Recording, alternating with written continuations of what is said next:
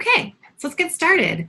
I'm glad all of you are here. As I said already, this is the Globe International Virtual Science Symposium webinar for our 2019 IVSS, which will be taking place over the next few months. So let's get started. I wanted to point out that on this first slide, there is a URL, and that is our short URL. So it's globe.gov/science-symposium.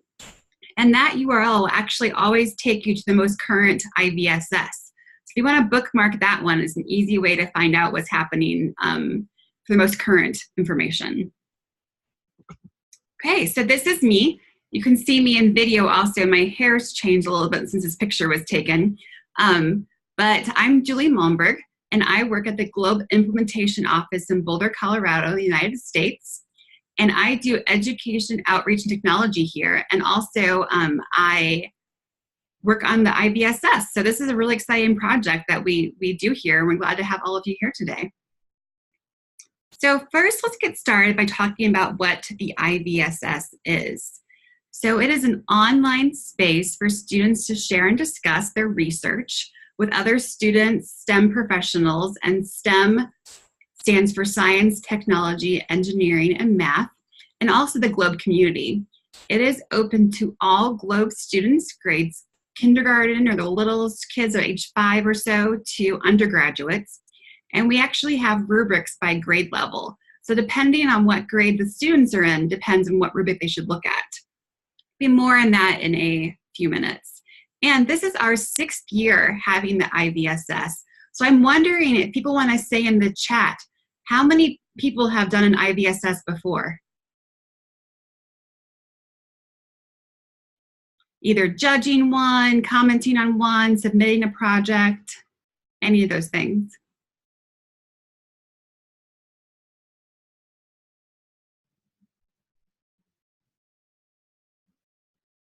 We have Peter, who's judged for the past 4 years. Appreciate that, Peter.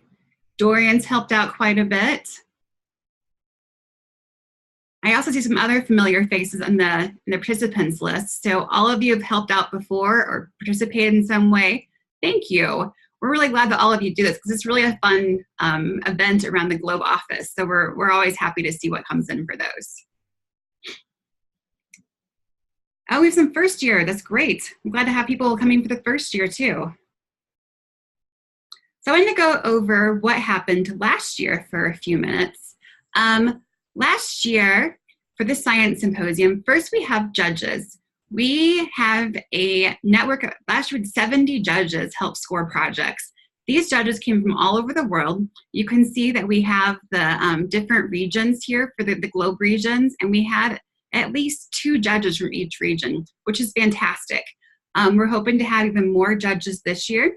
And I will discuss more about judging in a little bit also. But if you know anybody who is a scientist or STEM professional or a Globe alumni or anyone else who'd like to score projects, we'd love to have volunteers for that. I will show you how to volunteer here again shortly. And we got a quote from a judge a few years ago who really enjoyed scoring the projects. And so I put that quote here. You'll see this around other places also. So yes, our judges really help get all these things done. And each project that is submitted has at least 3 judges score their research. So and we try and get judges from around the world scoring different projects. So there's definitely an international component in this also. And now for the student projects. This past year, we had 113 projects, again, from all 6 Globe regions. And you can see the countries listed on the right there. And yeah, it was great to see all these projects. And I do have a little note of the number here from this past year, but we had an early due date last year of our Globe Learning Expedition. And by saying last year, I mean earlier this year in 2018, but I'm now working on the clock for the IVSS. But so in 2018, we had an earlier due date. Then we also had some drawing winners last year. So all students who submit a project, if they meet certain requirements, are eligible to be entered into a drawing. And last year we had a drawing that 2 projects from the United States and 2 projects from outside of the United States received money to help them attend our Globe Learning Expedition. We'll be doing the same thing this year for our annual meeting in Detroit, Michigan in the United States. And, but the exact number of drawings that we'll have is not defined yet. We're waiting on some funding information, but we will have a drawing this year also. And but yeah, so these are the ones won last year. So if you're looking for ideas on projects or what's considered high quality projects, these ones are all linked on the 2018 page. And you can see some of these projects too. Then I wanted to mention what's happened in the past 3 years. I had mentioned this has been going on for 6 years, but it's really been going on the same format for the previous 3, and this will be our 4th year. So you can see how every year we have grown in judges, and then also in student projects we've shown growth. The number from 2018 is fewer projects. We end up receiving quite a few projects after the due date last year. So we ended up receiving more projects. We're hoping to see even more projects come in this year. And the quality of the projects is also really increasing. So it's great to see all the student work and all the effort going to these projects. And again, you can see our distribution of countries that have had projects come in. So if you're from a country not listed here, it's going to be great to have a project from you. Okay, so this year, our webinar is taking place today, so I'm glad that all of you are here. Then from approximately January 1st until April 10th, we'll be accepting reports. On April 25th, we're going to have a judging webinar. This is for people who are going to judge projects, and more information will go out about that closer to that date. Then the judging period takes place from April 26th until May 5th. And students on here, during that time period, you should really check your projects and see if you have questions from the community or from judges. So in that judging period, you may get a lot of questions, and that can help clarify any questions judges had and improve your score. Then on May 17th, we have 2 things happening. One is that feedback is sent to the teachers for the student projects, and that is what the judges have said for their evaluation of the projects. And also the virtual badges are posted to school pages. Then we have our live drawing for stipends on May 17th also. And that again is where we award some of those student projects that have really done excellent work, and they can receive money to attend our annual meeting. So what happens with the reports? Every student who submits a report actually will earn a merit-based student research badge. This is the badge from last year, and students can get anywhere between 0 and 4 stars on this. If the students have all the required material, they get at least 1 star. And if they have 4 stars, it means they did an excellent job. There are no limits to the projects that earn that top ranking. And we also hope that every year that students do participate in the IVSS, that they actually can see some growth in their own research from those years. So if you get a 1-star badge, maybe next year you can get a 2-star badge. But the idea is that every year you can figure out ways to improve research to earn more stars. Then we also have optional badges. These are, there are 6 additional badges. I'll describe what these are in the next 2 slides. But these badges are for ways for students to think of other scientist skills and other ways to improve their science and engineering and other ways to be thinking about research and so forth, but really focusing on different kinds of skills. Students can earn up to 3 out of the 6. And we ask that everyone describe how each badge was earned in the research report, and then select the badges when submitting in the upload tool, which you'll see here in a few minutes. And then also, if you want to be part of the drawing, you need to pick at least 2 of the optional badges. So remember that you have to have at least 2, but you can do up to 3. It can be part of the drawing. So now the badges. There's a lot of text on these slides. I'm not going to read all of this to you, but this information is also on our website. I just wanted to have everybody see what all the information is. So our first 3 optional badges are be a collaborator, and this is encouraging being part of a team. This can be a team within your school, or it can be a team with other schools, but it's a really important skill to work with other people. So for this badge, we ask that students describe how they worked as a team and how they collaborated. The next one, be a data scientist, is a new one this year. We noticed that some of our projects in the past year really spent some time doing some in-depth analysis of data. And we really wanted to encourage data analysis and also reward those students who do this. So this badge is really looking at thinking about the data in more in-depth ways. So this can be comparing students' data to larger databases or larger data sets, or thinking about other ways of using data, like limitations of data, and thinking about how to use this data to understand our world. So that one's a little more data focused. Then our third one is be an engineer. And this one asks students to use their evidence and then think about engineering solutions and problems and how they can use engineering to address their research. This could be either looking at a current tool that exists and optimizing it, or finding solutions through engineering, maybe creating a new device to look at something, or fixing something up in their local community. So that is all about thinking about engineering. And again, I'm going to go through these somewhat quickly, but they're all described in detail on the website. Then we have make an impact. So this one wants students to look at, oh, I have the badge covering some words there. I'll have to move that up later. This one wants people to look at a local issue and think about how to research that or make connections between local and global impacts. So for this one, we really encourage students to get out there and figure out ways to make their environment better. So take action for this one, make an impact in your community.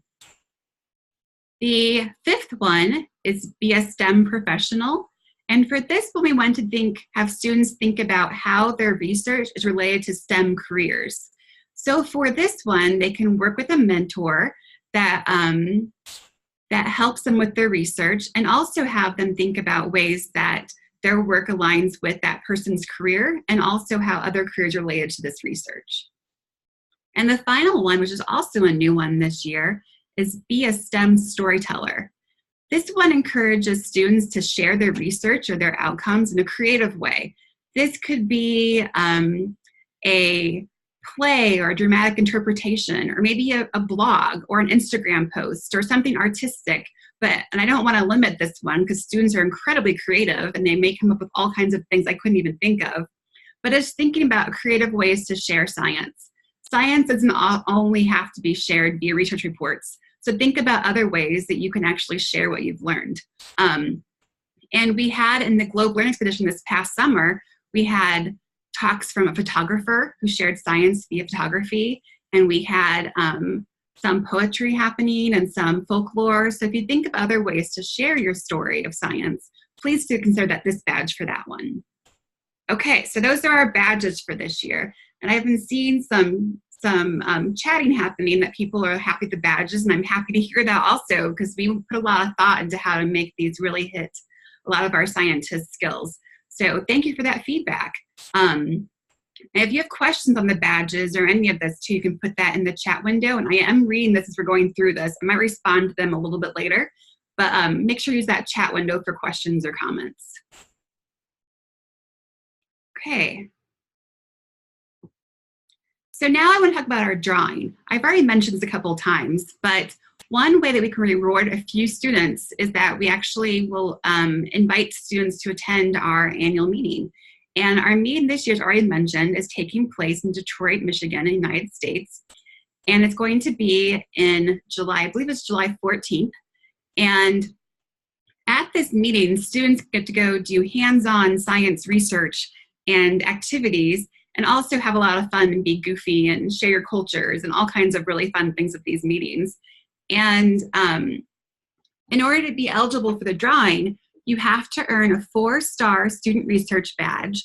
So again, that's looking through those rubrics and figuring out what needs to happen to get that. and also earn at least 2 optional badges. And those are badges I just described that will really look at the STEM skills. And all students who are eligible will be entered into a drawing, which will take place on May 17th. And then the project's drawing, again, will help receive funding to attend the meeting. And also, oh, sorry, I wanted to mention too, we're not sure the total number yet that will be getting drawings, but that'll be announced later on. So do know we will have a drawing and people will receive funding to help attend the annual meeting. Okay, so how to enter. This is actually, we're going to go through what each report should include. So all reports should include an abstract or a summary, and then the research report itself. The report is I'm going to break down what's included in the report on later slides. But this is an important part to share what you've done. It's the whole process of thinking about your question. What do you think is going to happen, or the hypothesis? Doing some research on that, collecting data and analyzing that data and trying to answer your question. And again, we'll break all that down in a few minutes here. Then you should also include a narrative or a short description on each badge you completed. So if you decide to do the Be a Collaborator badge, you should include how you collaborated or worked as a team. Oh, I see more people joining down there. Hello, everybody. Then we have also people should do a presentation. The presentation type that you can include, it can be a video that you have posted onto YouTube or Vimeo, and provide the URL for that. It can be a narrated PowerPoint or Prezi, or you can do a scientific poster. Whatever way you want to present is fine. You don't get more points for doing one way over another. It's we want to see how you actually share what you've learned. And then if there are any pictures of students in your research or in your presentation, make sure to include a photo release. That way we can actually have permission to show your research on our website. If you don't have a photo release, we ask that you really do sign that if you have any student faces or adult faces in the videos or presentations. And we love seeing students, so it'd be great if you could do that. Okay, so the presentation, I've already mentioned that it's really important to communicate science. If you do a lot of research and don't ever share it, then nobody's going to learn from that. So it's really a great way to think about how you want to share what you've done. So this can be a poster, as I've already mentioned, a narrative PowerPoint, or a video. Then we want to encourage also more ways to share science, that STEM Storyteller badge. So think about what the ways you think are effective to share science and really put that into the work that you're doing for your poster, PowerPoint, or etc. So I have an example here of a scientific poster. This is from a few years ago, but it has the general breakdown of how a poster should look, where it has the abstract, the problem, methods, some images, and so forth. And if you want to think about other ways of doing a poster, I would encourage you to do that. Maybe you want to include more images. Maybe you want to include different ways of showing the information here. So this is just an example, but don't let this limit you to how you want to do one. Then next, how to enter. So once you've finished your project, we can't wait to see those. We're going to have an updated upload tool available online in early 2019. And when this blue button that says Upload Your Research Report appears on the Globe Science Symposium page, and we'll also share this via social media and via our news brief, that's when you can actually start uploading your reports. So when you click that button, you're going to get a box appearing. And make sure to select International Virtual Science Symposium report for your reports for this part. And then it'll ask you questions in order to get your report uploaded. So we're going to go through how this looks currently, and it's going to change slightly for next year, but not a whole lot. So the first part is to make sure to include your school organization, and then also adding a Globe teacher. If you want to add more than one Globe school, you can click on that blue plus sign in that top box there and add a different school. So if you're working with a school in another country or another region or a school in your same area, you can actually add more than one school to report. We have a question here. It says, how long should the video be? And that's really up to you. We've had usually less than 10 minutes, but we've had anywhere from like 2 or 3 minutes long to up to about 10 minutes. And the same for the narrated PowerPoints. They should be about 10 minutes in order to encourage people to watch them. And if you do something creative and do a different type of presentation, we don't really have limitations on the video length, but a good guideline is 10 minutes or less. Okay, so after you've put in the teacher name and the organization name, you can put your student names in. And it's up to the teacher how these are put in. It could be like first initial, last name, or the student's names, ages, and grades, so forth. Then there is an additional contributors box. And this is a great place to put if you've worked with a STEM mentor. So if you work with scientists or anybody who helped you out, you can put those people there. Next one is a drop down for grade level. And this is showing the judges what grade rubric they should use to look at your project. If you have questions on what grade level you fit into, it's divided up into type, like lower primary, grades K through 2, and also ages. So make sure that you fit into the right category there. And then a title. A title is a really important part of your research because it really shows a quick summary of what your project is. So put some time into thinking about the title and make sure it describes your research. Then we have this report description, and that one again is just a couple sentences to describe what you did. Then report date, and notice that we have month, day, year on this, and make sure you put 2019 as your year in order to have it show up on the correct page there. And as we go through these two, we actually make sure the dates are correct on them. Okay, then the next page, you have your abstract or summary.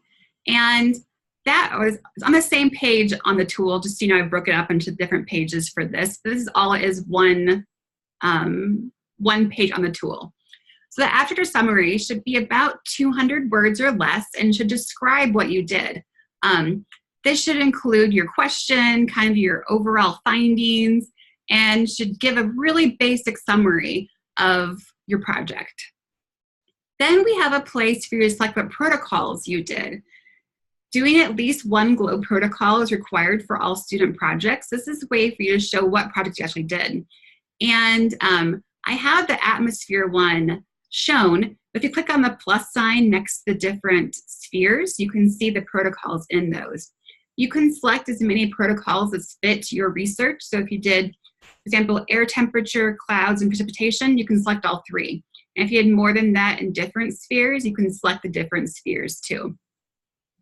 Then we actually have a place for you to upload your report. Choose that file and upload it. And this is your actual PDF or document or text file that has your report.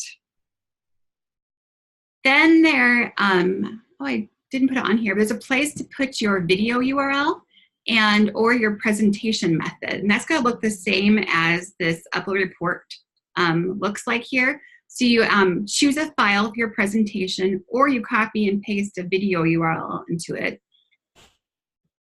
And then we have a place to pick your badges, and you can again pick up to 3. These are the badges from last year, so it'll be updated with the new badges for this year. But again, pick your badges here in order to get those scorings for those. Then finally, hit Submit to Report, and it may take a few seconds to upload this. You should see a little note at the bottom saying that it's working.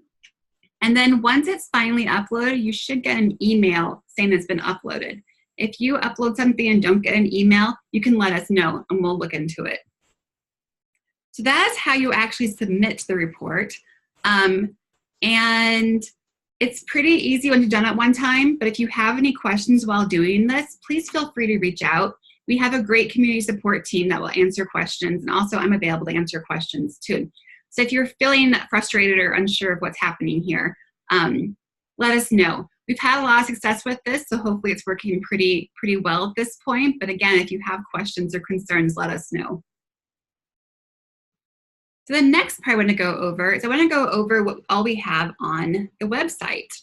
I've put that URL at the top again. Remember, this is a short URL in order to find the most current IVSS. So this one right now takes you to the 2019 IVSS. And on this page, we have a lot of information. I'm going to go through a lot of what we have here, but I encourage you to explore what's there to see what all you can find that may help you do your report. So the first overview page is just that. It's just an overview. It has the timeline. I'm going to link the excuse me, webinar recording here when it's finished. And if we have more webinars, they'll also be posted here.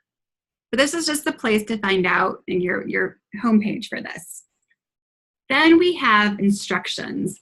And this is a lot of detailed information on how to actually submit your report.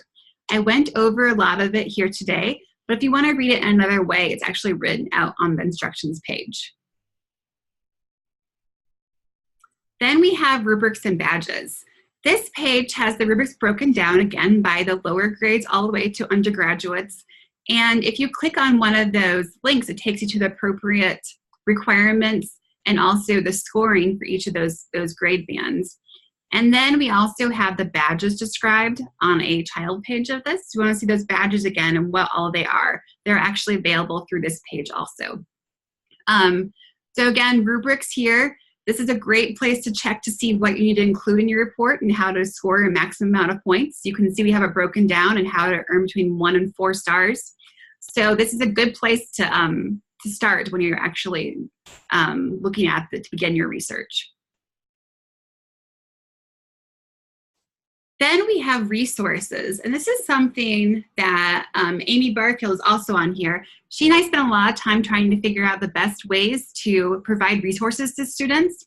So this includes things on how to do research, links to old conferences and symposia, how to give a good talk, how to do some data analysis, thinking about how to do research at the younger grades, and so forth. So this is a good page for you to check out if you're thinking about, need some ideas for your research or for preparing your report. And we up this based upon what people need. So if you have something that would help you out that you don't see here, let us know, and we will try and get it added to this page. We want this to be really helpful to everybody doing a report, which is the purpose of this page. Then we have a frequently asked questions page. And this one, over the years, we've compiled questions that have come in and add them to here. So if you submit a question to us, it'll probably show up here. But it's just that you might have some questions about other things. And I'll go over some of these questions at the end too. But this is a place to check. If you have a question, check here. If you don't see an answer, send us an email. Then we have the place for judges to sign up. And this is that part where if you are a STEM professional, GLOW community member, a teacher, and want to help score projects and provide feedback, this is where you can sign up. And we're hoping that you will share this widely to get a lot of judges into here. We provide training on how to actually score. So in the judging webinar that takes place in April this year, we're going to actually go over how to score projects and think about things to think about while you're scoring. So if you've never done any kind of mix-up before, we will help you do that. And also have questions on how to score, we can help with that also. But yeah, this is the place for all the judges to sign up. We currently, I think, have about 20 people signed up, and we're gonna need quite a few more. So if you haven't signed up yet, please do. And if you know anybody else that's interested, please share this. And the form looks like this. The Google form, you just put in basic information. It's very easy to sign up. I want to mention too that, there's a question about judges working on a project. Yes, judges can also work on a project because a judge will never score a project that they've worked on. We make sure to try and avoid having people who know each other score those projects. So yes, judges, we often have people who provide research support and also judge projects, and we just make sure that they're not scoring that project. I wanted to mention here too about mentoring.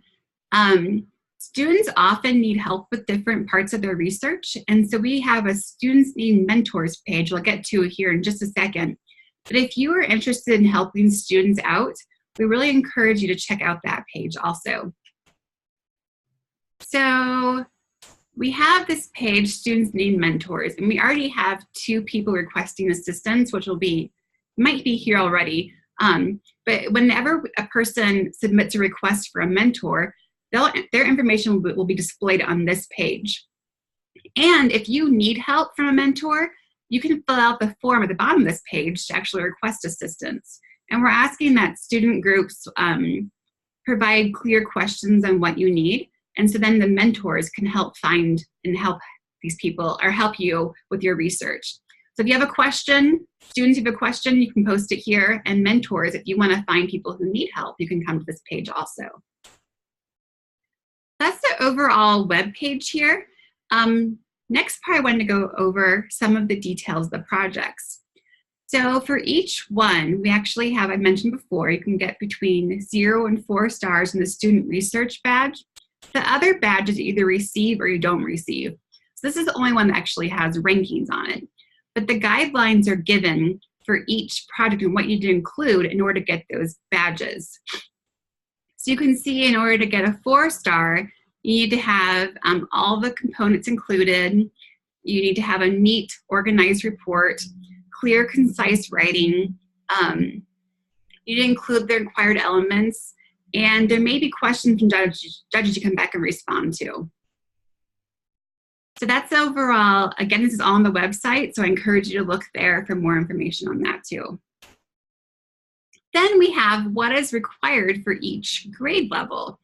And I'm going to go through these quickly, but you should make sure to notice in bold what is required to be part of the Globe IVSS, that you have to include a title, an abstract, you have to include research questions, you have to have research methods and a conclusion. The other parts will help you with your score, like having an introduction, review the literature, thinking about results and discussions, and also bibliography and citations. And those badges will be a good thing to include also. We had a question about the center of this organization. Do you mean Globe? Where is Globe located? You can clarify that. I can answer that one. Then we have, for the younger grades, we have grades 6 through 8 or middle school, about ages 12 to 14. For these ones, we have the similar requirements. And then elementary school, so grades 3 through 5 are about ages 9 to 12. Requirements a little bit less. And then finally, for grades K through 2, or about ages 5 to 8, we asked a title, a summary, questions, research methods, and conclusion. And we do actually have students who are younger submit reports. And for those ones, we're obviously going to score them differently than we would score high school ones. So if you do have younger students, check out the requirements for those ones too. I haven't got any clarification on the center of the organization, but Globe's office is located in Boulder, Colorado, and our program managers at NASA headquarters in Washington, D.C. And then we have regional offices all around the world. So we have 6 regional offices located in Europe, Africa, Asia and Pacific, Near East and North Africa, and Latin America and Caribbean. So we have offices all over the place. Okay, so some other questions I've gotten I wanted to go over quickly are, there's one question about who can judge projects, and that can be, we put a minimum of 1 STEM professional on each project. And again, those are scientists, engineers, mathematicians who work with Globe. And so there's at least 1, usually 2 or 3 on each project. And other judges can be teachers, graduate students, community members, or alumni. So if you want to judge, please sign up. We ask what you do in the judging form also. Then there's a question, if you do part of the Globe International STEM Network to take part in the Science Symposium, and the answer is no. But if you're not part of our STEM network, which is a network of professionals, STEM professionals around the world, we encourage you to look into that. Then there's a question about translation. So if you want to translate any material, I would adore that. I'd be very, very thankful. So if you're able to translate any materials, let me know, and we can add them to the website. In the past, we've gotten instructions and also the questions translated. So that's always incredibly helpful. So if you want to translate, I really appreciate that. Anna, thank you. That'd be fantastic. Great. So again, if you want to translate, send me an email. My email address is at the end of the slides. So please let me know if you can translate. Then a question about badges here. Do you have to pick an optional badge to be eligible for the drawing? And the answer is yes. You have to pick at least 2 additional badges. Those are those ones, you get those 6 optional ones, pick up to 3. You have to pick at least 2 to be part of the drawing. Then there's one about students never doing this before, can they take part? Again, definitely yes. We have a lot of resources available, and if you need any help, please let us know. Then can younger kids participate? And again, the answer is yes. We actually have a webinar all about kids ages 5 through 8 doing projects. If you need some guidance or help, look there. And then one about reports being in English. And we really encourage students to submit their reports in English. We have mainly judges who speak English. That helps it get judging happening. If you do not speak English as a first language and need to help translate, the reports don't have, they're not scored on grammar or spelling. So if English is not your first language, as long as we can understand what you're saying, that's fantastic. You can translate in other ways also. But please know that we don't score based upon, how well you write in English. And, oh, we can get Croatian too. That'd be great. Yeah, we'd love to get Croatian on the website also. So where to find all this information? I've mentioned this quite a few times. Hopefully you remember this. It's globe.gov/science-symposium. Will take you to the Science Symposium. But if you want to go the longer way, you can go to globe.gov, then news and events, meetings and symposia, and then virtual science symposia, and click on the 2019 one. So that would be a great way to find this page though. But the easiest way again is to click that or save that top URL there. I'm getting some love from everybody. Thank you. I appreciate that. Then we have, again, I'm reminding the timeline that January till April 10th are when we're accepting reports. So April 10th, that due date, we pushed it back by over a month this year to allow people more time based upon community feedback. However, if you get it in after April 10th, we're not be able to score it. So please make sure you get those reports in by April 10th. Then we will have a judging webinar April 25th, a judging and comment period April 26th and May 5th, and then that drawing and feedback on May 17th, which will be here before we know it. So that is what I have today. So thank you all for attending. And I've put my email address as well as help@globe.gov, which is our community support team. And that's what I have for you today. So if you have any questions, please put those into the chat window and I'll hang out here for a little bit to answer questions. So thank you all for attending. And somebody's drawing on our slides too. That's fun. Thanks, everybody.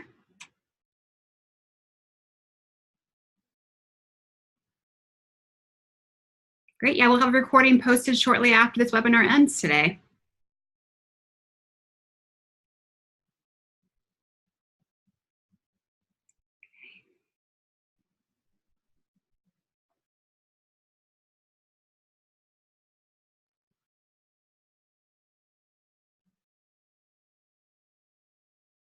Okay, so we have a question about Globe at Night.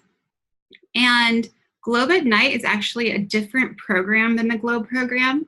So if you do Globe at Night, just make sure you include some of the current Globe protocols in there. If you want to look at cloud cover, if you want to look at temperature. Yeah, so if you want to do Globe at Night, just make sure you include some of the current Globe protocols.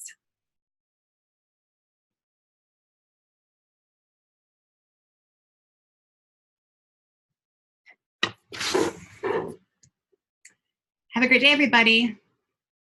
I would love to come to Croatia.